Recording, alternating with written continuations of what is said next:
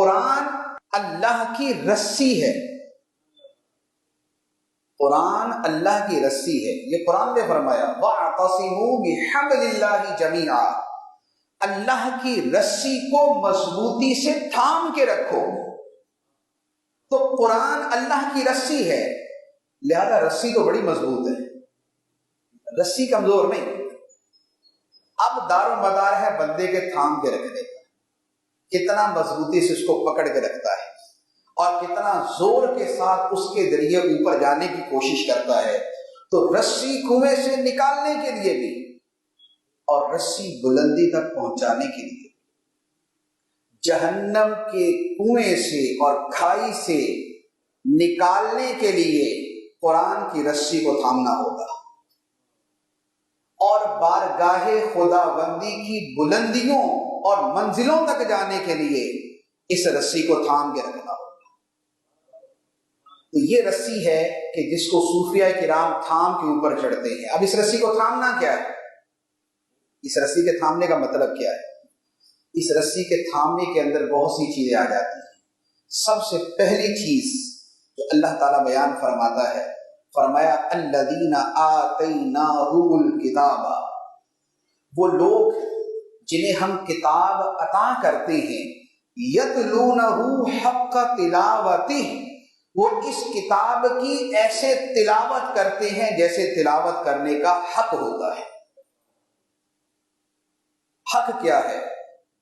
قرآن کی تلاوت کا حق کیا ہے؟ ایک یہ ہے کہ اس کی تلاوت انسان کی زندگی کا معمول بن جائے۔ اللہ تعالیٰ قرآن پاک میں صالحین کے بارے میں ارشاد فرماتا ہے کہ صالحین وہ ہیں جو اللہ کی آیتوں کی رات کے لمحات میں تلاوت کرتے ہیں۔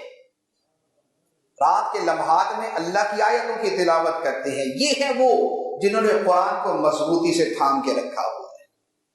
پڑھنا قرآن ہے، اسی طرح سننا قرآن ہے، اور جب سننا ہے تو اس سننے کا اثر انسان کے وجود پر ظاہر ہوتا نظر آئے۔ چنانچہ اللہ تعالیٰ قرآن پاک میں ارشاد فرماتا ہے، فرمایا وَإِذَا سَمِعُوا مَا أُنزِلَ إِلَى الرَّسُولِ تَرَىٰ أَعْيُنَهُمْ تَفِيضُ مِنَ الدَّمْعِ مِمَّا عَرَفُوا مِنَ الْحَقِّ، فرمایا اور جب وہ سنتے ہیں اس قرآن کو جو ان کی طرف اتارا گیا ہے، فرمایا جب وہ قرآن سنتے ہیں تَرَىٰ أَعْيُنَهُمْ، تو تم دیکھو گے کہ ان کی آنکھوں سے آنسو چھلک رہے ہیں، ان کی آنکھوں سے آنسو جاری ہیں، وہ روتے ہیں قرآن کو سن کر۔ کیوں؟ مما عرفوا من الحق، کیونکہ انہوں نے حق کو پہچان لیا، انہوں نے پہچان لیا یہ ہمارے رب کا کلام ہے، یہ ہمارے خدا کا کلام ہے، یہ رب کا آخری کلام ہے جو اس نے اپنے رسول کے ذریعے ہمیں عطا فرمایا ہے۔ تو قرآن مجید کو تھامنا یہ ہے کہ اس کی تلاوت بھی ہو اور اس کا سننا بھی ہو، پھر اس کے ساتھ اس پڑھنے اور سننے کے ساتھ اس قرآن مجید پر عمل بھی ہو۔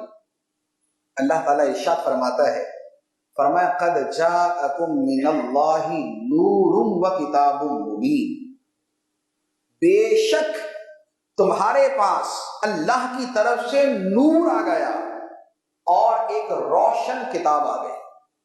نور نبی پاک صلی اللہ علیہ وسلم اور کتاب مبین قرآن مجید۔ تو فرمایا تمہارے پاس اللہ کی طرف سے نبی بھی آ گیا، خدا کا کلام قرآن بھی آ گیا۔ اب فرمایا کہ یہ جو قرآن آ گیا، یہ جو کتاب مبین آ گئی، فرمایا یہدی بہ اللہ من اتبع رضوانہ سبل السلام، فرمایا کہ اللہ اس قرآن کے ذریعے اس بندے کو جو اللہ کی خوشنودی کے پیچھے چلنے والا ہے، اس بندے کو اللہ تعالیٰ سلامتی کے راستے دکھا دیتا ہے،